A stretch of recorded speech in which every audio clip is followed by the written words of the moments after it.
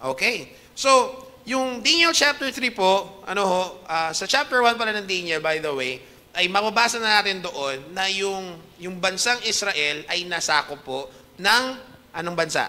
Letter B. Yan, Babylon or Babylonia. Na ngayon, ano yung Babylon? Present day? Okay, Iraq. Okay, yung Persia, Iran, yung Babylon, Iraq. So yes, nagkaroon po ng sa Jewish history, sa Israel's history, nagkaroon ng time na kung saan ay nasakop po sila ng Iraq. Dahil actually hindi lang naman Israel, maraming bansa na nasakop nila kasi naging empire, okay, ang Babylon. And so, nung time na yung southern Israel, which is Judah, ay nasakop na rin po ng Babylon, nagkaroon ng mga tinatawag na exiles. Okay, dinala yung ilang mga Israelites, dinala po doon sa Babylon. Lalong-lalo na yung mga royalty or mga dugong bughaw. O kaya, okay, yung mga Levites or yung mga pare. Yan, nalaman natin yan later on pagdating doon sa Ezra na Nehemiah. And thirdly, yung mga matatalino. Okay, so yung mga potentially magiging architect, engineer, siguro may kakayanan magka-healing or yung sabihin natin pagka-doktor. Ayan. So, kinuha sila, dinala sila lahat sa Babylon. Of course, maraming sa ganun ay gamitin sila. Maraming mga factors yun. Pero mainly, itong sina Daniel, sina Shadrach, Meshach, Abednego, ay potentially gagamitin sila for improvements din po ng Babylon. Yan. And so, doon pa na sa chapter 1, makikita na natin yung challenges sa kanila. Dito sa chapter 3, dito magsa-start na kung saan magkakaroon, nagtayo si Nebuchadnezzar, which is the king of Babylon. Okay? Nagtatayo siya ng isang rebulto. Okay? At babasahin natin yan dito. Okay. Point number 1, the pressure to bow. 3 P ito. Okay? The pressure to bow. Okay. Daniel chapter 3, start tayo sa verse 4. Okay. Anong sabi doon? Malakas na ipinihayag ng tagapagbalita, iniuutos sa lahat ng tao mula sa lahat ng bansa at wika na lumuhod at sumamba sa rebultong ipinagawa ni Haring Nebuchadnezzar. Sa sandaling marinig ang tunog ng tambul. Ano ba tambuli pa dyan? No? Tambourine. Plauta, lira, sitar, alpa, at iba pang instrumento. Sino mang hindi sumunod sa utos na ito ay ihahagis agad sa naglalagablab na pugon. Nang marinig nga ng mga tao ang tunog ng mga instrumento, agad silang lumuhod at sumamba sa rebultong ginto na ipinagawa ni Haring Nebuchadnezzar. Ayan.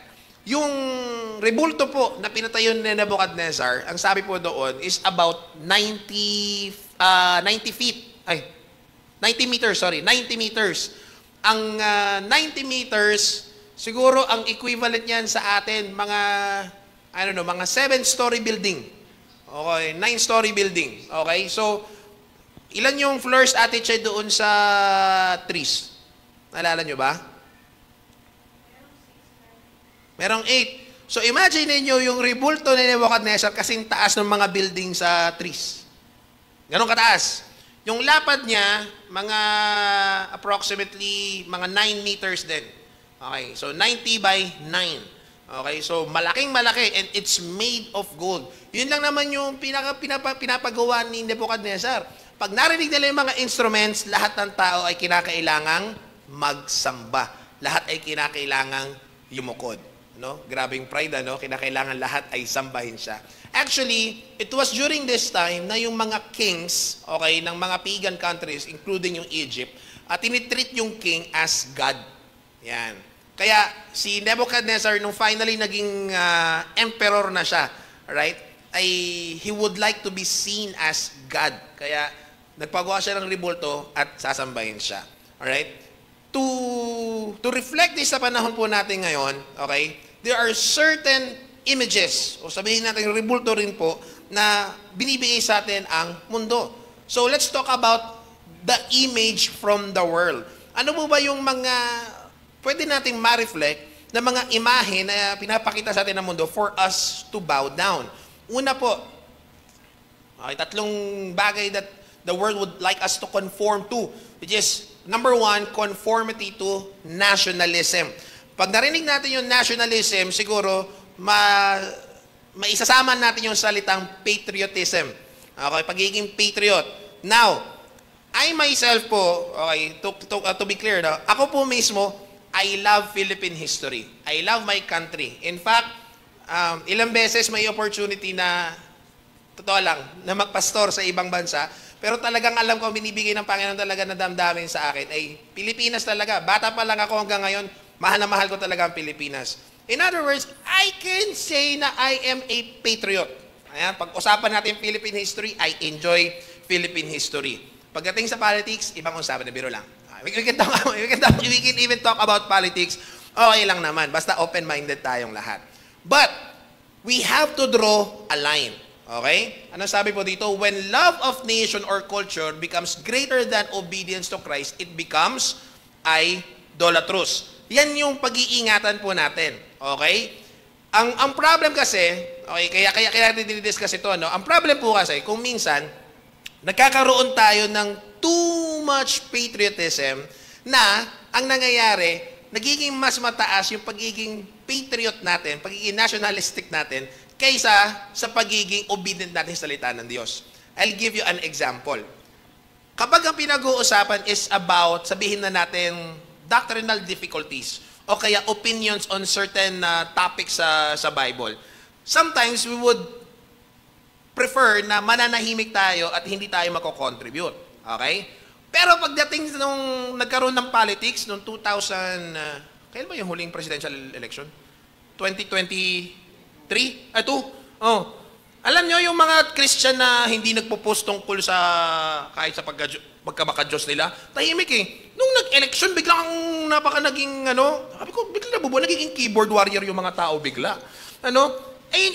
And talagang fascinating siya. Alam nyo kung bakit? Sabi ko, bakit pagdating sa pagiging mananampalataya nila, kaya nilang manahimik and kaya nilang hindi magbigay ng opinion kasi iniiwasan nilang magkaroon ng conflict.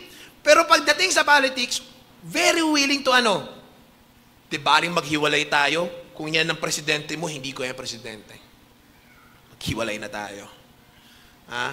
And alam nyo, nakakatawa, meron talagang mga naghiwalay during that time. Why? Due to politics. Now, listen carefully po, patriotism is not equals to righteousness. Okay?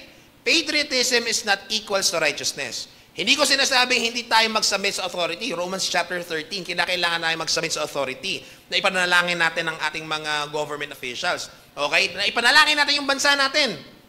Okay, kasi nasobrahan naman tayo. Sabi naman nung iba, okay lang yan, antayin naman natin bumalik si Jesus, so ayan mo na yung Pilipinas. Hindi naman ganun. Okay? May mababasa rin tayo sa salita ng Diyos ng pag-ibig din sa ating bansa. Kaya ba, anong sabi ng Bible? Pinagpala ang bansa na ang Diyos nila ay ang Panginoon. So, talagang nasa Bible din naman yung pagiging nationalistic. But, again, hindi siya mas mataas kumpara sa pananampalataya natin sa Diyos. Number 1 na mas mataas ay ang ating Panginoon. Okay? Ano yung lagi natin nababanggit sa Philippians chapter 3 verse 20? We are citizens of heaven. Hindi ka lang Philippine citizen. Hindi ka lang Filipino citizen. Hindi ka lang American citizen. Meron ba dito? Okay. Okay. Hindi ka lang kung ano pa citizen ako sa buong bansa gustong mapunta. First and foremost, pag ngayon na ikaw ay totoong Kristiyano, kung ikaw ay totoong mananampalataya, you are a citizen of heaven. Tayo ay mga mamamayan ng langit. Kaya nga ngayon pala sinasabi na salita ng Diyos, we are seated in the heavenly places. You are considered there right now. See? So, ang nangyayari kasi, I am reminding everyone, okay, na we have to draw the line to being a patriot and being an obedient Christian. Okay? Sumunod. What else ba yung image ng mundo na gustong makonform tayo? Okay? Conformity to secular moral values. Meron palang secular moral values. Meron din po. Okay, totoo lang, sobrang dami. Alright. Sabi nga dito, culture now celebrates what God calls sin. Okay? Yung nabanggit natin last week, yung tinatawag na cancel culture. Kung susumahin ko yung cancel culture, ganito yan. Ito yung flow. Kapag kumontra ka sa flow na ito, hindi ka namin bate. Okay? Hindi ka okay. Alright? Of which, yung flow talaga ng culture, yung flow talaga ng society natin, it goes against God. In other words, when you are going against the flow of this generation, of this culture, okay, Ibig sabihin, sasabay ka sa Panginoon and lalabanan mo talaga. You will contradict it. Okay? Pwede naman kasi na you can have your stand, pero at the same time, hindi ka naman nakikipag-away. Mag-ibang bagay kasi yung nakikipag-away ka na sabihin mong Christian ako, tapos gusto nilang pakinggan yung stand mo, tama rin naman yun. Pero ako, naniniwala ako, hindi mo kailangan makipag-away sa lahat ng tao for them to listen to you. Kasi naturally, if you are standing for God, people will stand against you. Okay? Kasi you are standing for God. Normal na po yun. Anong sabi ng Isaiah chapter 5 verse 20? Nakakaawa kayong mga nagsasabi na ang masama ay mabuti at ang mabuti ay masama. Ang kadiliman ay sinasabi ninyong liwanag at ang liwanag ay sinasabi ninyong kadiliman. Ang mapait ay sinasabi ninyong matamis at ang matamis ay sinasabi ninyong mapait. Binabaliktad ninyo ang lahat ng mga bagay. Kung papansin ninyo, siguro kaya sinimulan ko kanina na yung mga topics natin, pangatlo lang tayo, no, may dalawa pa.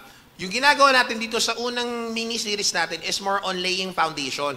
Okay? Because later on, we are going to talk about deeper issues na kailangan talaga natin pag-usapan. Okay? Ako naniniwala ko na lahat, kahit gaano kabigat yung topic or issue, kailangan natin siyang pag-usapan. Si Kuya Nel ata nagsabi nito last week sa Young Justice. Kasi kung hindi natin pag-uusapan ngayon sa simbahan, pag-uusapan niyo yan sa ibang lugar.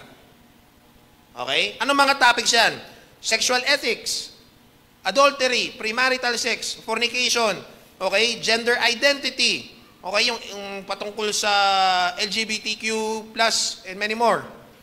No, sino ito yung sa Middle East LGBT HDTV daw. Ako kilala niyo, may mahilig siya sa aso. Nakakaliw yun eh. About abortion, about materialism, siguro sa ilan, it's an untouchable topics. Pero sa atin, I would prefer na pag-usapan natin itong mga bagay ito because again, if we are not going to talk about that here, you are going to talk about it sa ibang lugar na kung saan, malamang sa malamang, maling prinsipyo yung mga makukuha natin. Alright? May pinapanood, ewan ko kung sa palabas yun or sa kanta. Sa kanta ata. May parang mga binabalikan kaming mga kanta tsaka palabas ulit na, hala, grabe no, talagang very suggestive talaga ang media natin. Last week, kinatala natin ng konti yung, bakit ngayon ka lang? Diba? Alam niyo yung mga palabas, very seductive talaga. Very deceitful. Alam niyo kung bakit? Dalagyan lang nila ng magandang background song, tapos ma-justify na pwedeng tama. Diba? Sino ba yung mga kahenerasyon ko dito? Honey, why you're calling me? Dati hindi ko alam yung kanta na yung lyrics ng kanta na yun, kinakatanga na lang namin. Finally, sa karaoke ata, sabi ko gano'n, walang yung lyrics yan. Kasama mo yung asawa mo, nag-iisip ka ng iba. As early as possible, it's being justified. I will not mention yung I will not mention yung mga palabas. Pero alam nyo ba, as early as age nila Reb or even younger, doon nagsa-start yung agenda. Alam nyo ba yon? May mga certain na palabas sa pambata na nag-i-implant ng agendas para pagdating nila na mag-adult sila, iba na yung prinsipyo nila. Again, I will not mention yung mga show na yon. Merong isang show, okay, na ini-introduce na dapat i-welcome, i-accept sa community ang sabihin na natin yung homosexuality. Yes. Meron yung palabas na yun nung generation namin na hindi ko siya alam na ganun pala yung agenda niya. Later on na-reveal. Yun pala yung agenda. The very characters na ginagamit doon sa mga bata, pinoportray actually yung mga characters na yun. Yun. See? Totoo lang, ingatan nyo yung mga bata talaga. Kinausap ko na to sina Rowan tsaka si Kuya Gino, pati yun. Kasi, alam niyo yung YouTube Kids? Pati YouTube Kids. Sobra. Hindi namin alam. Kasi wala naman kaming anak, obviously. Alam mga si Aya, bigyan namin ng YouTube Kids, di ba? Pero yung, nalaman ko lang, kasi nung last year ba yun na BBS, tapos, last year yun no? Nag-YouTube kami dalawa. Sabi ko, what's that? Tapos, ay, grabe talaga yung mga pusa, nagpapatayan, tapos iko-control mo. Ay, nako. Guys, ayan na yung secular values and it's getting really weird kasi yung prinsipyo ng mga nasa college, educated people, okay, taliwas na sa sinasabi ng Bible. Kaya ngayon, napapansin nyo, dati, yung mga unang-unang generation, no, nung panahon nila Tito Ma, nila Tito Ray, Nung 1920s, bira lang. Nung, joke nga. Siguro noon, okay, pagka nababanggit yung mga topics about abortion, klaro mali ka agad eh. Generation ngayon, justified, even among Christians. Di ba? May mga Christians na okay lang yun kasi, ayan, pag-uusapan pa natin yan, mas i-detalye pa natin yan. Introduction to lahat ginagawa ko. Okay? So, binabaliktad ng mundo ngayon, alright, binabaliktad ng mundo ngayon kung ano yung dapat na tama. Ginagawa nilang tama yung mali ginagawa tama, katulad yung sinasabi dito sa Isaiah chapter 5. Yun nga, nakita rin ni Hannah yung kinukwento ko sa inyo last time, yung 10 ata sila. Tapos ang question is, sino naniniwala dito na si Satan ay masama? Out of 10, hulaan nyo kung ilan yung nag-forward. Sino nakakita nun? Isa! All else, yung siyam, ito yung reasoning. Hindi naman kasi natin narinig yung side ni Satan eh. Tapos talagang very convinced sila na yung reasoning na yun, it's making sense. Six sense. Ay, nako, ambot. Hindi mo talaga, And right now, right here, I'm thinking it's really ridiculous. Ridiculous. Pero as far as yung kanilang point of view, they are making sense. And it's really scary kasi yung campuses, yung colleges ngayon, nagiging ganyan na. Okay? So we are going to talk about that. Hindi natin iiwasan itong mga issues na ito. Bahala sila sa cancel culture na yan. Minsan nakakatakot kasi nag-online na tayo eh. Baka mamaya, saan ako, bagay, maganda rin yung pagmumukha kung saan umabot, no? Pero we have to stand kahit na saan ako ika-cancel mo ako artista? Kamuti kung mawalan ako ng show. No? Third, ito yung lagi ko rin nababangit sa inyo dati. Okay? Yung worship of self. Conformity to self-worship. Okay? Kaya si Nebuchadnezzar, yung niya eh. Ngayon, kung ikaw yung isa doon sa mga constituents ni Nebuchadnezzar, siguro mabanggit mo, ano ba naman ito? Napaka-narcissistic naman. Insecure, kinakailangan i-lift up siya ng mga tao. Pero alam nyo, deep inside, to many people, ganun din yung pakaramdam. Gustong i-praise, gustong itaas, ilagay sa pedestal, ano na ba ngayon yung definition ng success ng mga tao? Ano na sa kanila ngayon yung satisfaction? Ha? Sana, personal success. Kinakailangan, may title akong ganito, may pera akong ganito. Ha? Hindi para lang sa, I can use it for maging purposeful, kung hindi, makita nilang mga tao na ito na yung nariting ko. Ano yung kanta? Sinimulan ko ito, so gusto natin yun, kasi one day. Ha?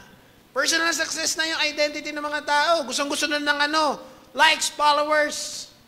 Ha? Ay, grabe. Kaya gustong-gusto natin yung alam niyo ba yung documentary, yung psychology ng social media? Tungkol sa likes? May psychology siya. Talagang it makes you hungry for attention. Totoo lang hungry na nga tayo for attention eh. Papansin na nga tayo, diniligan pa lalo yung gutom na yun. Kaya gustong-gusto natin yung maraming nagko-comment, Tsaka alam niyo ba yung Reels? Meron isang farmer na yung views niya nasa 1 million something na. Ang nakuha niya ata, wala pang 100 pesos. Alam niyo kung saan tumataas yung kita? Engagements. So, kinakailangan magko-comment, maglalike, ganun. So, ikaw ngayon, mas lalo ka magpo-pursue na mag-interact yung mga tao. Yan. So, ngayon, ano mangyayari pag wala kang likes, pag wala kang followers? Ayan, siyempre, madidepress ka. See? Self-worship yun. Yung word na napag-usapan natin ng kaunti ito, yung manifesting. Totoo lang, pagan yun. Manifesting kasi wala kang Diyos yan eh, pero ima-manifest ko ito mangyayari when all the stars align. Ay nako. Pag-usapan na natin yung yung horoscope, yung pa yan? Zodiac signs. To be honest, they are demonic. Because if it's not God's power, whose power is that? Okay? Kaya gustong-gusto natin yan. Alright? So, yung linyahan na, I can do this. Diba? Iniisip mo lagi na, kaya kong gawin to, kaya kong gawin to, kaya kong gawin to. Low-key na I don't need God. Kaya kong gawin to, I don't need God. Totoo lang yun yan. Luke chapter 9 verse 23. Anong sabi dyan ng Panginoon? Ang sino mang nagnanais sumunod sa akin ay kinakailangan itakwil ang kanyang sarili. Pasalin araw-araw ang kanyang krus at sumunod sa akin. The very idea ng self-worship na ini-introduce sa atin ng mundo is contradictory so kung ano yung image na gusto ng Panginoon. Of which, ayan yung pangalawa natin. Kanina, the image that the world wants us to bow to, okay? But God would like us to have a different image. And of course, that is the image of His Son. Okay? So, ano yung image ng word na gusto niyang ibigay po sa atin? Kung kanina, the world wants us to be loyal to anything that is temporal, dito naman po, God wants us to be loyal to His kingdom and of course to the King. So, loyalty to the kingdom. Imbis na i-idolize natin yung mga magagaling na speakers, yung mga magagaling na word leaders, no? Anong tawag sa atin ni Paul? Sino nakalam doon? Yun, sino nagbanggit nun? No, we're ambassadors for Christ. Di mo na kailangan mag-apply para maging ambassador sa ibang bansa. Once you become a Christian, you are immediately an ambassador. Okay, ambassador na kagad tayo. You are a representative of the King here on earth. Okay? 2 Corinthians 5:20, we are ambassadors for Christ since God is making His appeal through us. Alright? Ikaw ngayon ang ambassador. Instead na i-goal mo na maging kagaya ni ganito, maging kagaya ni ganyan, very seldom natin mapakinggan na gusto kong maging kagaya kay Jesus. Laging, I want to be like Mike. Alam niyo ba yung like Mike na palabas? Hindi ako Michael Jordan. Ay, Michael Jordan, gusto maging like ni Mike, like ni ganito. Laging kung sino-sino pa mga kilalang tao. Madalang na marinig na I want to be like Christ. Tayo po ay ambassadors ng ating Panginoong Hesukristo. Alright? Okay. Pangalawa, loyalty to God's values. From secular values to God's values. Alright? So, last time, di ba, na pag-usapan natin yung John 17:17. Ang sabi doon, yung word na sanctify. And yung word na sanctify doon po, it means to be set apart. Another interchanging term ng word na sanctified, ng set apart, ay yung salitang holy. Okay? Ano sabi dyan? Not self-righteous, but living distinct in obedience to God's word. Napag-usapan natin na when you are standing for God, for sure you will be different from the non-believers. Kaya ito lang yung mga kapatid. Whether you are a student, you are working, pag walang distinction, okay? Pag walang distinction from the non-believers, you have to ask yourself, are you set apart for God? Kasi supposedly, mga kapatid, when certain topics are brought up, for sure, bilang mananampalataya, yung opinions mo, yung kinatatayuan mo, is different from theirs. And if you are not set apart, you are not different from them, malamang sa malamang, instead of going against the flow, you are with the flow. So, are you loyal to secular moral values or God's moral values? 1 Peter 1, verse 14 to 16. Anong sabi po dito? Bilang masunuring mga anak, huwag kayong umayon sa masasamang pagnanasa tulad ng ginagawa ninyo noong kayo'y wala pang tunay na pagkaunawa. Minsan magko-comment tayo tungkol sa mga hindi mananampalataya. Totoo lang po, you cannot expect something from a non-believer. You cannot require them to be holy. What you can require is yourself to be holy, hindi ibang tao. Okay? Nasabi dyan, noong kayo'y wala pang tunay na pagkaunawa. Verse 15, dahil ang Diyos na pumili sa inyo ay banal, dapat din kayong magpaka-banal. Alright. Para maging Kristiyano ka, kinakailangan tama ang doctrine mo. Okay? Listen carefully Para maging Kristiyano ka, dapat tama yung information mo kung paano yung kaligtasan. Naunawaan nyo? Kapag mali yung information, hindi ka maliligtas. That's it. Now, okay. Pero tama bang mentality na tama yung doctrine mo, tama yung faith mo, pero iba yung lifestyle mo? Is it possible na safe pa rin? Okay, listen Pwede ba yon? Tama ang information, pero walang transformation? Okay. Sabihin na natin doon sa ibang evangelicals, tayong Baptist po, evangelical din tayo, by the way, ha? Okay. Sa ibang evangelicals, na-emphasize masyado yung transformation, pero walang information. Okay. So, ang nangyayari lang yon ay, totoo lang ha, secular inspiration. So, nakakapanood siguro ng mga inspirational talks, TED Talk, okay? Mga, kung ano-anong mga magagandang materials din. Okay? So, nag-focus sa transformation pero walang information. Alright. Ang sabi, ang Baptist naman daw may information pero kulang sa emphasis ng transformation. Tama kaya yon? Ano totoo lang? Masakit na accusation, but at the same time, I would say yes. Because even conversation among our circles ng mga pastors na. Ito yung argument. Yung information, yung doctrine, that's my job. But, yung kanilang holiness, personal yun. That's true. That's true. But if we will not emphasize with transformation, tamang Diyos kaya ang kilala. Kasi ni-require natin tama yung pagkakilala eh. Pero bakit walang transformation? Anong sabi niyan? Dati okay lang yon kasi wala pa kayong pagkaunawa. Ngayon, dapat, Kristiyano ka na. Dapat kung ito yung values ng mundo, dapat hindi yan yung values mo. You have to ask yourself, bakit mas hinahanap ko kung anong sinasabi ni influencer ganito, ni influencer ganyan, kaysa alamin ko anong sinasabi ni Jesus tungkol sa topic na yan. Kasi ayun yung number one na dapat na hinahanap nating opinion. Hindi mo pwedeng sabing opinion nga, commandment eh. Okay? Masyado tayong curious sa relasyon ng iba at sa opinion ng iba. Pero hindi tayo curious sa relasyon natin sa Diyos at sa commandment ng Diyos sa atin. Okay? Thirdly, okay? Humility and surrender. Hindi ko na nagawang letter L kasi mahirap eh. Hindi ko na alam kung paano. Pero third, yung image na gusto ng Panginoon sa atin is different from the image na nagagaling sa mundo. Which is what? Okay. It's an image of humility and surrender. Okay. Mahilig tayong ipaglaban yung ating sarili. Mahilig tayo na itaas yung ating sarili. But it's very different to who Jesus Christ is. Anong sabi ng Romans chapter 12? May mara siya siguro sa English yan, sa Tagalog. Kaya nga mga kapatid, alang-alang sa masaganang habag ng Diyos sa atin, ako'y nakikiuso sa inyo na ialin ninyo ang inyong sarili. Bilang isang handog na buhay, banal at kalugod-lugod sa Diyos, ito ang karapat-dapat at pagsamba ninyo sa Diyos. Okay? So, ano po yan? Before you offer anything, okay, you offer yourself a living sacrifice.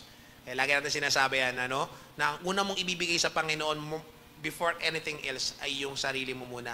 Huwag muna. Totoo lang mahihirapan kang isurrender yung ibang areas ng life mo, pag ikaw mismo, yung sarili mo, hindi mo kayang i-offer sa Panginoon. Hindi ka makapag-surrender sa Panginoon sa weakness mo sa isang area, hindi mo ma-surrender sa Panginoon yung weakness mo sa relationships, hindi mo ma-surrender sa Panginoon yung tungkol sa giving mo, hindi mo ma-surrender sa Panginoon yung tungkol sa talents mo. For sure, hindi mo kasi una na surrender yung sarili mo. Of which, yun yung image na binibigay sa atin ng mundo. Be yourself. Okay? Ito lang, nakakalungkot yun. Being yourself. Galatians 2:20, anong sabi ni Paul? Kaya hindi na ako ang nabubuhay ngayon, kundi si Kristo na ang nabubuhay sa akin. At ang buhay ko ngayon sa katawan na ikinabubuhay ko sa pamamagitan ng pananampalataya sa anak ng Diyos na nagmahal sa akin at naghandog ng kanyang sarili para sa akin. Itong life natin na ito, itong buhay natin na ito ay hindi na para sa akin lang. Kung hanggang ngayon, iniisip mo pa rin na itong buhay na ito ay ikaw yung nagmamay-ari, maniwala ka sa akin, you will be depressed. Kasi iniisip mo, ikaw pa rin dapat yung may control sa buhay mo eh. Kung hanggang ngayon, hindi mo nakikita na dapat ang Diyos ang nasusunod sa buhay mo, maniwala ka sa akin, susubukan mo i-control yung buhay mo, but at the end, it will be frustration and depression. Bakit? Kasi limited ka. We are weak, we are feeble creatures. Kaya kinakailangan i-surrender lang natin. Okay? Baliktad na baliktad sa mundo natin po ngayon. Okay? Ito magandang example eh. Si Jesus, biruin nyo, bago siya mamatay, anong ginawa niya sa disciples? Yung ginagawa ng slave, ng servant sa household, which is what? yung mga guest, hinugasan ng Panginoon yung kanilang mga paa. Ano? Kaya, do you want to be great? Well, true greatness isn't asserting self but serving others. The image of the word is gusto mong maging boss. Gusto mong magkaroon ng ribulto. Gusto mong paano ba Tagalog yan? Naging tangi na lang tuloy. Iyon. Itaas. Ha? Tangaliin? Alam nyo na, hindi ko makakama sa mga. Basta yun. Okay. Gusto natin itaas tayo ng mundo. Pero pagdating sa Panginoon, Jesus Christ mismo, ano yung prinsipyo ni Jesus? Bababa ko yung aking sarili. Ha? He took it not robbery to be equal with God, but He took the form of a servant. See? That's Jesus for us. That's our God for us. Yung pamamaraan ng mundo, be your own God. Pero yung sabi ng Panginoon, you shall have no other gods before me. First commandment yan. Ano sabi ng mundo? Truth is what you feel. Pag-usapan natin sa unang sermon. Ano sabi ng John 17:17? Yung salita ng Diyos, ang truth. Sabi ng mundo, follow your heart. Ano sabi ng Bible? Very good. Jeremiah 17:9, the heart is deceitful above all things and desperately wicked. Who can know it?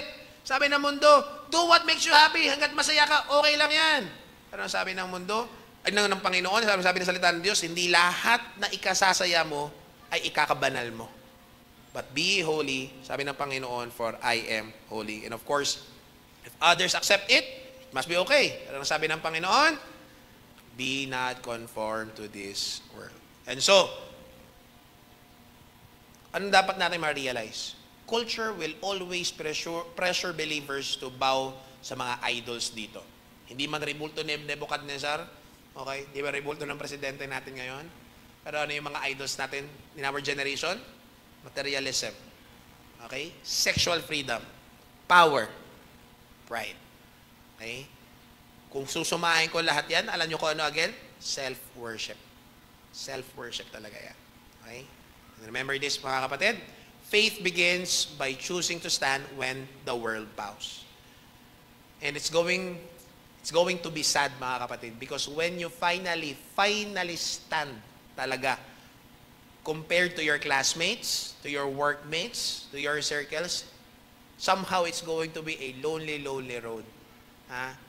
But at the same time, yung pinakamagandang choice na gagawin mo. Kasi doon pala makikita yung totoong Christianity mo, yung totoong faith mo, when you choose to stand against the flow. Number 2, kanina, we are pressured to bow to the idols of this world, but God gives a power to convict. Okay? Paano yung power of conviction ng Panginoon? Narinig na nung tatlong magkakaibigan, nila Shadrach, Meshach, and Abednego, yung mga instruments, signal na magsamba. And the Word will give us signals to worship. Pero, ano sabi dito? Hindi sila sumamba. Narinig nung mga, tawag dito, yung mga magicians, yung mga sorcerers, okay, ng pagan god. Nagsumbong sila kay Nebuchadnezzar. Ano nalaman ni Nebuchadnezzar? Ba't di kayo nagsamba? Galit na galit. Sabi dito sa verse 16, sinabi nila Shadrach, Meshach, and Abednego, mahal na Haring Nebuchadnezzar, wala po kami masasabi sa inyo. Kinausap mo yung hari, sinabihan mo naman ng ganyan, no? Wala kami masasabi. Okay. Sa inyo, tungkol sa bagay na ito, gawin ninyo kung ano yan ang gusto ninyo. Ano yon? Na itapon sila doon sa naglalagablab na pugon. Fiery furnace. Yan. Alam nyo, pagka mahilig ka mag-King James, gagaling talaga yung vocabulary mo. Di ko alam yung fiery dati. Alaman ko lang sa Bible. Okay? Ang Diyos na aming pinaglilingkuran ang magliligtas sa amin sa naglalagablab na pugon at mula sa inyong kapangyarihan. Ito listen carefully. Kung hindi man niya kami iligtas, hindi pa rin kami maglilingkod sa inyong mga Diyos na sasamba sa ribultong ginto na pinagawa ninyo. Okay? Kasi totoo lang, again, madaling sumunod sa Panginoon kapag comfort, kapag available, kapag convenient, kapag madali lang. Alam niyo saan na usapan? Kapag ganito na. Pag talagang siguro, totoo lang, sa atin kasi, yung persecution sa generation natin, hindi pa nga masabing mabigat eh. Pagtatawanan ka lang, ika-cancel ka lang, mababaw lang yun eh. May nanutok na ba sa'yo ng kutsilyo? Gusto mong ayon ka sa akin, ha? Na naman siguro. Okay. Okay. So, how do we have this powerful convictions just like Shadrach, Meshach, and Abednego. Okay. Tingnan ninyo ha. Sabi nilang ganon, hindi kami pwedeng magsamba dyan sa rebulto ninyo. Think carefully. Pwede naman siguro, kung ikaw siguro yung nasa sitwasyon nila, pwede naman siguro parang ganito. Load ka na lang doon sa rebulto para hindi ka lang mamatay. Load ka sa rebulto nung Nebuchadnezzar. Tapos pag luhod mo, mag-pray ka na lang. Panginoon, nakaluhod ang mga tuhod ko, pero ang puso ko nakatayo ngayon. Pwede kaya yon? Ha? Ano mo siguro ganun, no? Para naman hindi ka mapahamak. Okay? Pero ito yon. Naniniwala ako, itong mga Hebrew boys na ito, alright, they already know God even before they stood before the king. Kilala na nila ang Diyos. At mga kapatid, you will not be able to stand for God if you do not know God personally. Okay? It's going to be impossible to stand for God when you do not know God. You want to have powerful convictions, fearless conviction, katulad ng tatlo na ito, you have to know God personally. Ilang beses natin na pag-usapan yan. Sa chapter 11, same book ng Daniel, anong sabi nila doon, si Daniel ito, ang bayan na nakakakilala ng kanilang Diyos ay magiging matibay at kikilos. Galing. Flip-topper din to si Daniel minsan. Ang bayan na nakakilala ng kanilang Diyos ay magiging matibay at kikilos. Okay? So you need to know God personally. Because again, if you don't know God, you cannot stand for God. Kaya kanina, yung topic natin sa Discovery class is about reading your Bible. If you are not studying your Bible, if you are not searching in the scriptures, you will not be able to stand for God. For example, may binring up na topic. Dapat meron kang opinion sa topic. Any topic, dapat may opinion ka. Pag wala kang biblical opinion doon sa topic na yon, malamang sa malamang, hindi ka nag-aaral ng Bible. Oh, to be fair, hindi mo malalaman lahat ng bagay. Oh, maliban na lang kung textmate mo si Jesus. Lord, medyo mahirap na to Okay? Pero ito yung masasabi ko lang. Hindi mo malalaman lahat ng topic. Pero once na na-realize mo hindi mo alam yung isang topic, you will search about it and the next time na mapag-usapan, alam mo na. That's the beauty. Ewan ko na kwento ko na ba sa inyo, nag-share ako sa isang INC before. Alam mo saan kami nag-sharean? Sa harap ng simbahan ng Katoliko. Sa Nueva Ecija yan. Hindi, pasok kami, patay Ako na wala akong problema sa akin pumasok sa simbahan ng Katoliko. Pasok ko lang naman doon. Hindi naman ako, gusto na. Yung pastor ko, tatay niya. ayaw na papasok kami doon. Kasi kahit may patay. Kasi okay lang, siyempre, yun ang problema. Tapos may kasama rin akong isa na nandoon na nagka-tricycle ata siya. Tapos nakita ko siya din pumasok, sabi ko, uy, ay ko pre, di ka rin pwede pumasok. Sabi niya ganun, kasi ako iglesia ako Ay ko, pre, nakagad ako. Sabi ko, Panginoon, paano ba ito makapagkwento? Kwentuhan lang talaga. So, unang tanong ko sa kanya, sabi ko, pre, paano mo nalaman na dapat kang maging kabahagi ng iglesia ni Cristo? Sabi niya gano'n. Ito yung, totoo lang, kung ilan na kayong kausap sa iba't ibang beliefs, ito yung madalas na marinig. Kasi naghahanap ako ng katotohanan. Yan, gasgas na yan.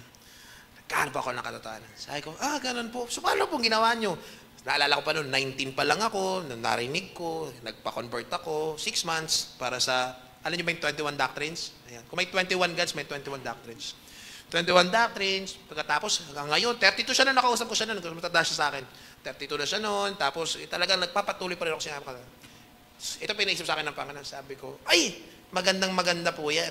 Since, naghahanap kayo ng katotohanan, baka pwedeng mag-share po ako sa inyo nung para sa aking nalalaman kong katotohanan. Yan. Wala siya magawa kasi naghahanap doon siyang katotohanan ang tawag doon, hold up. Hold up to. No choice siya. Naalala ko yung tablet nun, yung bigay pa nung nila mami. Kobe. Alam mo ba yung Kobe na tablet nun? Pag dalawang app na binuksan mo, nakahang na. So, isang app lang, Bible lang. Yan ang yung Bible. Ay, nako. Naalala ko nun, alam mo ba't ako kinukwento? Nakapag-share ako na si Jesus Christ talaga Diyos. Pero may tinanong siya na hindi ko masagot. Hindi ko makakalimutan yung encounter na yun kasi may hindi ako alam. That's very important. That's very important. Why? Pag uwi ko, nagsulat ako sa Bible ko kasi nag-aral ako. Sabi ko, next time pa nakita kami, may sagot na ako. Ngayon, hindi mo malalaman yung hindi mo alam pag hindi ka nag-aral. If you will not have difficult conversations with people, you will not know.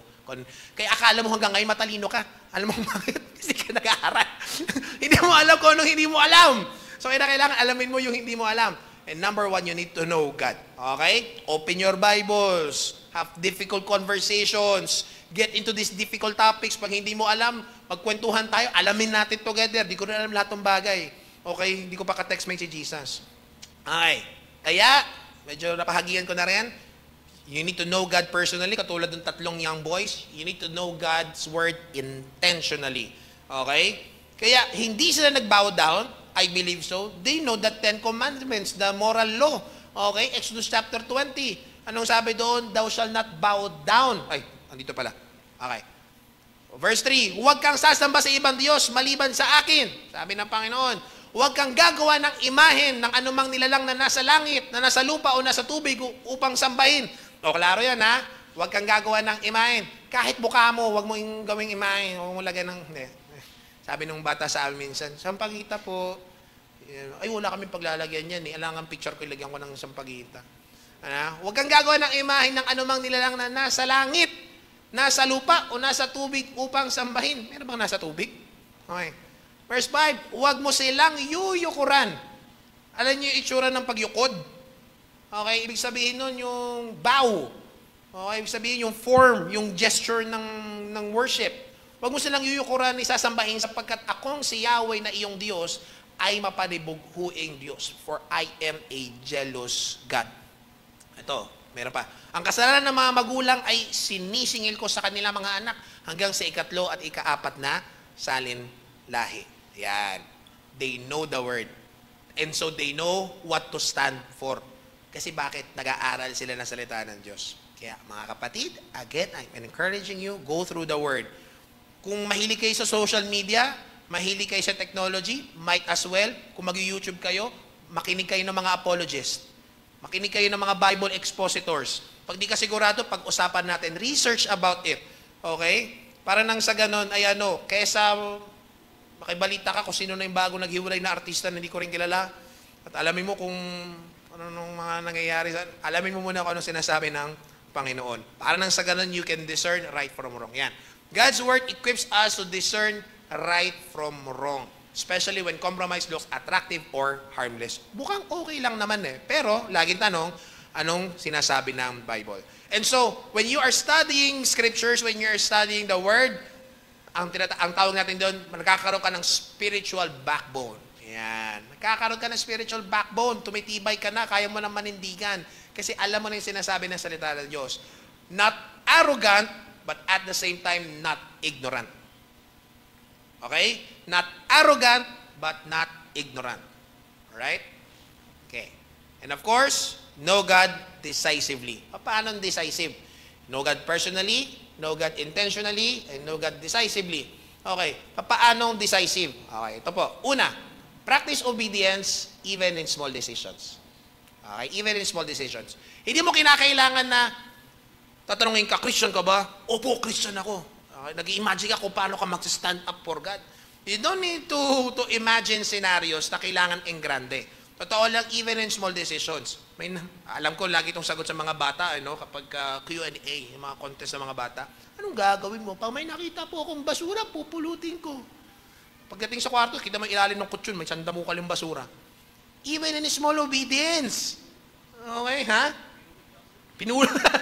Pinulot niya yung basura, nandun na sa kwarto niya ngayon. Nandun na sa ilalim ng kutsyon. Okay? Even in small obedience, may nakita ang kalat, may nakita ka pwede mong ayusin, may pwede kang gawin. Alam niyo, pati yung mga maliit na pagsisinungaling, mga nganak yun. Mga maliit na sinungaling, mga maliit na pandaraya, mga maliit na panuloko. Dati hindi ka lang anay sa piso. Ngayon, yung piso magiging 100. Ay, katagalan, maliit na lang 100. Magiging 500. Hanggang dating daan na yan, tsaka tama na yan. Okay? So, dapat small decisions. Okay? Conviction. Okay, remember, conviction does not start in the fire. It starts in everyday choices. Mula pagising mo, honest ka ba naglalakad, pag bumibili ka? Okay? Honest ka ba sa pamilya mo? Honest ka ba sa church? Okay? Ikaw ba, nakikita ba nila na yung decision making mo, hinahanap mo lagi sa Bible? Alam nyo, makikita naman yun ng mga hindi mananampalataya kung ito talaga antay ito sa Panginoon. Hinahanap talaga ito Panginoon. At the same time, alam nila yung, si mami yun ako nakwento ko na sa inyo to. May kasabay kami sa jeep. Many years ago, hindi pa ako nakakabalik ng Lagros before COVID to. Kasabay namin sa jeep. Tapos papunta kaming SM. Tapos, chismis. Dito naman siya, hindi dito chismis. Sumakay sa jeep. Tapos, magba-badminton. Ka-badminton niya. So, kwento na. Southern Baptist. Sabi nga naman. Oh, Baptist. Sabi ni mami kagad, ito yung anak kong pastor. Proud, no? Ito yung anak kong pastor. Sabi niya gano'n, no? Tapos, kwento-kwentuhan sila. Bait-bait ni mami sa kanya. Pagbaba ng lalaki, jeep. Sabi ni mami kagad, pero pangit ugali nun. Isip-isip ko lang, ang ganda-ganda ng kwentuhan nyo, tapos ganyan, pangit pala ugali nun. No? Sakit sa ulo nun. Alam na, ito yung church mo, pinapangalandakan mong Baptist ka, tapos pag di na kayo magkakasama, pero pangit ugali nun. Ito yung sinasabi niya tungkol sa Diyos, Christian siya, yung sa My Day niya, may Bible verse, yung background song niya sa reels niya, thank you, Lord. Talaga naman napaka-timely. No? Pero kapag nagkagipitan na, mandadaya pa tayo ng konti. Konti lang naman Ligtas naman na tayo. Nakit naman tayo kahit ano mangyari. We are not saved by works, but by grace. Talagang inaraw-araw yung grace. No? Everyday choices, mga kapatid. Even in small things. Anong sabi ni Jesus? Ang ganda ng pagkatagalog nito. Sabi ni Jesus, Luke 16, ang mapagkakatiwalaan sa maliit na bagay, mapagkakatiwalaan din sa malaking bagay. Ang mandaraya sa maliit na bagay ay mandaraya rin sa malaking bagay. Is this conditional? No. Nangyayari talaga yun sa tao. And so, mga kapatid, huwag ka na mag-antay na dumating yung temptation. Okay? Wala pa naman Okay? Kinakailangan may decision ka na, decisive ka, na whether ito yung temptation sa'yo, ito yung ilagay sa hapag mo, tatanggi ka. Okay? So, ano sabi dyan? Predetermine. Yan. Pwede kang Calvinist ngayon. Predetermine your loyalty to God. Okay? And let it guide all your choices. Dapat yun kaagad. Ito yung gagawin ko. Kahit yung iba ayaw nila. Very close kayo. Hindi, bahala sa buhay niya. Okay? I am decisive because I know God personally. I know His Word intentionally. And so, I am making my decision. Okay? I am decisive. Parang redundant na decisive with my decisions. And of course, you have to know God with a community. Yan yung lagi nating advice. Tingnan ninyo. Actually, yung binabanggit natin na yung yung 3 chords, yung sa kasal din namin, yung 3 chords na lagi nababanggit. It's about standing for God. Okay?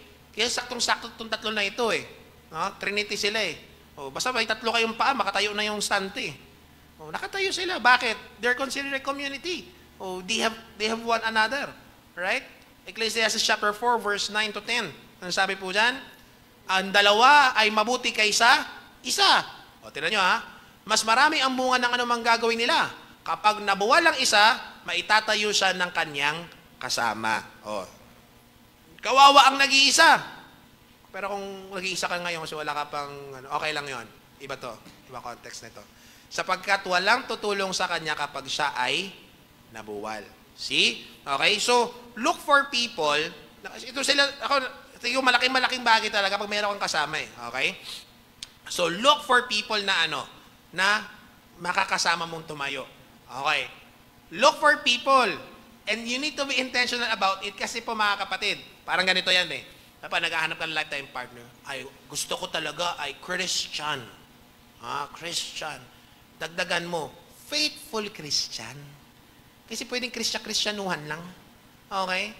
So, surround yourself with fellow believers who encourage courage and faithfulness. Hanap ka doon ng mga mananampalataya na talagang faithful at maninindigan. Hindi yung pare-pareho kayong Kristiyano, pero pare-pareho kayo naglolokohan. Pare-pareho kayo na okay lang gumawa ng mali. There will come a point na from a boy, you will become a man. Anong sabi ni Apostle John? Dati okay lang yun, bata ka pa Pero ngayon matanda ka na. Dapat iba na. Okay? Dapat nagkakaroon ka na ng stand, nagkakaroon ka ng spiritual backbone. Okay? ahas natin. Verses, ano sabi ni Jesus, Matthew 10:28? Huwag ninyong katakutan ang pumapatay ng katawan, ngunit hindi naman nakakapatay ng kaluluwa. Ito, talagang paninindigan ito ng mga martyrs, di ba? Acts 5:29, anong sabi ni Peter? Peter ito, di ba? Yung sabi nung Sanhedrin, tigilan nyo na yan, ha? Huwag na kayo magturo tungkol kay Jesus. Anong sabi ni Peter? Atapang nga tao, hindi atakbo. Sa Diyos kami dapat sumunod at hindi sa tao. Okay? May sinabi si Jerry Bridges pero inayos natin ng konti. So, anonymous na lang. Okay. Kilala niyo si Jerry Bridges? Very good, author. Convictions are beliefs you hold, but convictions are also beliefs that hold you. Okay? So, dapat, before pa dumating yung temptation, o before your faith will be put under fire, dapat, ngayon pala may conviction ka na ito yung katatayuan ko. Start with small faithfulness. Small faithfulness, mga kapatid. Okay? Lastly, mag-extend ako ng konti kasi kuwan naman dito tayo kakain Kaya ako nagmamadali lagi kasi yung matatanda kakain naman dito. Okay? Yung mga bata, kaya nyo kahit mahapon pa kayo kumain Hindi man kayo mamamatay kagad 3 days. Basta sabahan nyo ng tubig ulan. Okay? Pangatlong P natin. There's a pressure to bow to the idols of the world. Okay? And there's a power of course ng convictions natin if you really know God. And of course, there's the presence of God in the fire. Alam nyo, may bagong definition ng pogi, di ba? Ano yung pogi? Presence of God inside. Ayan, okay? So dapat may presence of God. Ano yung nangyari po dito? Dinala sila. Okay, dinala sila doon. Doble, higit pa, yung init na ginawa. Pero ano nangyari nung dinala sila doon sa naglalagablab na pugon? Sabi sa verse 24, nagtaka at biglang napatindig si Hari Nebuchadnezzar at itinanong sa kanyang mga tagapayo, hindi ba 3 lamang ang inihagis sa apoy? Sabi naman ng mga tao, opo. Verse 25, bakit 4 ang nakikita kong walang gapos? Hindi naman ako duling. Wala kasulat. Nabasa ko lang. At naglalakad sa gitna ng apoy ng hindi nasusunog. At ang tingin ko sa ika-4 ay parang anak ng mga Diyos. Sa KJV nakalagay doon, like the Son of God. Pero yung translation talaga nito ganyan. Yan yung proper translation. Kasi, si Nebuchadnezzar, pagano. Hindi naman siya, monotheistic Okay? Kaya, naniniwala siya sa many gods. So, as far as he is concerned, nung nakita niya yung 4th image, yung 4th person, sabi niya ngayon, parang deity. Parang Diyos yung nakikita ko. Kasi bakit? Hindi nasusunog, at malamang may sariling ningning kumpara sa ningning na ginagawa or binibigay ng apoy. Di ba? So, first thing, okay, remember, when you are put under fire, when you are pressured to bow down to the idols of this world, okay, here's our comfort. First, our God is in the fire. Yung nangyari po doon, ang term natin dyan, nababanggit na naman na natin ito, ang term dyan is yung theophany. Okay, that's a general term. Pero for us Christians, we will define it ganito, appearance of Christ pre-incarnate. So before nakatawang tao si Jesus Christ, meron sa Old Testament na nagkakaroon siya ng interactions. Etong kila Shadrach, Meshach, and Abednego, habang nandoon sila doon sa oven, yung 4th person, yes, that is pre-incarnate Christ. Before siya nakatawang tao, si Jesus Christ po yun. Okay, but of course, hindi pa nakukoin yung term na Jesus Christ. Messiah ang alam. Pero yan. Anyhow, kaya para mas madaling maalala and trained doon sa natin, sa belief natin, okay, Christophany. Yan, okay? So from theophany, medyo general yung term, gawin natin Christophany. Alright. So ito mga kapatid kaya it's a comfort for us because it's not a matter of if, it's a matter of when. Okay? If you are a true Christian and finally you decide to stand up for God, it's not a matter of if, it's a matter of when. Okay? God did not keep them from the fire. Rather, He met them in it. Fire sa faith is necessary. I'll say it again. Yung fire sa faith, it's necessary. If you truly decide to stand up for God, you will be put under fire. And fires are helpful. Okay? Pangalawa, not only na ang presence ng Diyos ay nandoon during the fire, more importantly, yung presence ng ating Panginoon is in our hearts. Oy, papreachin nyo pa ako. Konti na lang. Konting extend lang. Okay. Our God in our hearts. Pre, ayaw mag-next.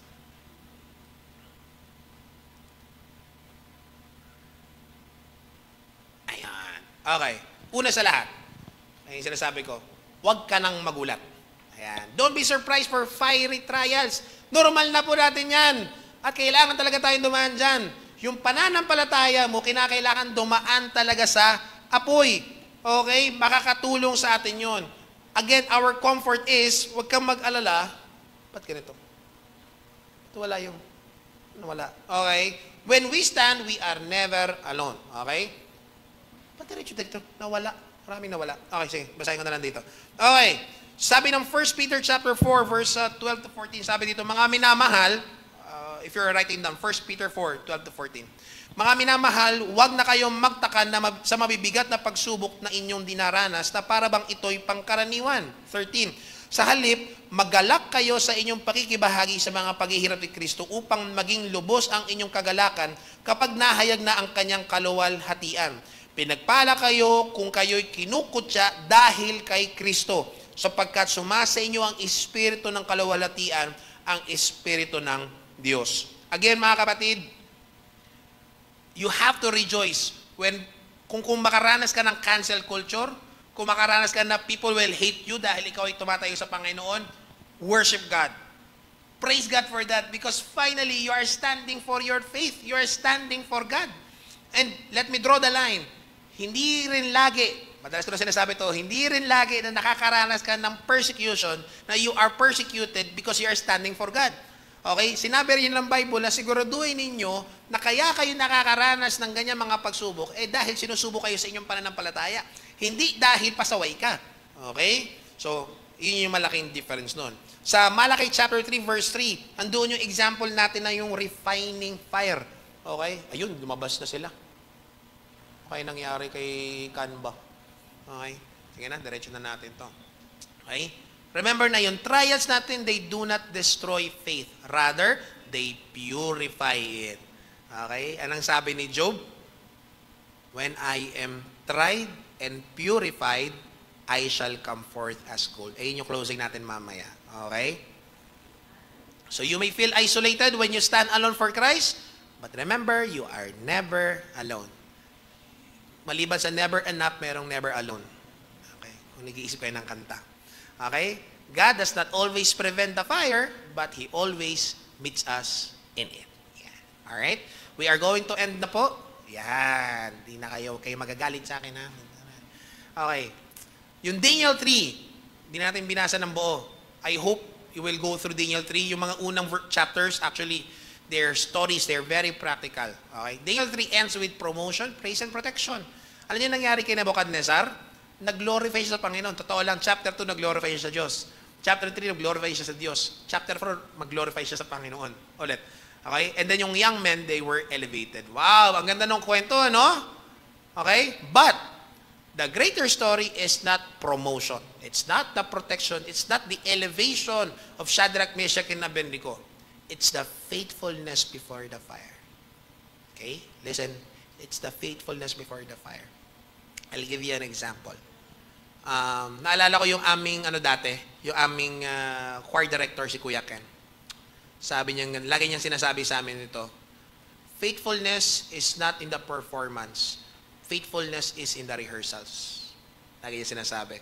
Kaya, pagka nagpa-practice kami noon every Saturday, and then Sunday morning, sinasabi niya lagi, ang faithfulness is not when you are very good at singing. Ang faithfulness is when you are preparing to sing. Faithfulness is not when you are victorious after the trial. Faithfulness is preparation before the trial. Lahat ng Bible study mo, yung pag-take down notes mo, yung conviction mo na ito yung gagawin mo, yung decisiveness mo, that is the greater story. Why? Kasi nandoon na eh. Tapos finally, nung nandun ka na sa situation, maalaala mo lahat ng mga bagay na tinuro sa'yo ng Panginoon. At papasalamat ka, thank you Lord, hindi naging taba lang sa utak ko, yung mga natutunan ko, kundi mapakinabangan ko talaga siya ngayon. Okay? That is faithfulness. That's when you glorify God sa mga bagay na inihanda ka ng Panginoon. So true faith does not just believe in miracles. Hindi yung, ay, ililigtas ako ng Panginoon. No. It obeys regardless of outcome. Sina Peter, yung mga apostles, iniwan nila si Jesus. Si John ang natira. But, after the resurrection, they were all willing to die. Right after nila maka-interact si Jesus, they were all willing to die. Regardless kung anong mangyari sa buhay nila. Why? Kasi meron na silang hope. They understand kung ano yung mangyayari after this. Okay? And the God they are worshiping ay hindi lang para mag-feel good ka sa sarili mo. The God you are worshiping deserves all value, all worth ng pagsamba mo sa Kanya. Kaya even if people will leave you for standing for what is right, by all means, stand alone. Kahit ikaw na lang mag-isa, do not compromise. Kung hindi sasabay yung mga tao dahil sa gusto mong paninindigan, by all means, stand alone. Let's review. Okay? Pero, let me read to you 1 Peter chapter 4 verse 16. Sabi dito, ngunit kung kayo magdusa dahil sa pagiging Kristiyano, ngunit kung kayo magdusa dahil sa pagiging Kristiyano, huwag ninyong ikahiya ito. Sa halip, magpasalamat kayo sa Diyos sapagkat taglay ninyo ang pangalan ni Kristo. Sabi ko yung, sino ba yun? May Chinese na sa isang school. I forgot ko ano yung pangalan ng school. Pero sa conversation namin, and doon ko na-realize na right now, alam nyo dito sa region natin, I guess Philippines lang ang may very, sobrang may freedom with regard to religion. Totoo lang. Pwede tayo magkaroon ng church, pwede ka mag-Bible study ka saan, pwede ka mag-street preaching kung gusto mo. No? And sabi ko gano'n na siguro, it's going to be this generation na many missionaries will be coming from Philippines. And di ko lang kung paano, mula noon hanggang ngayon, that's my prayer. Na ang City Baptist Church will be mission-minded, supporting missionaries, and one day, Lord willing, will send out a missionary. And being a missionary does not start when you are sent out.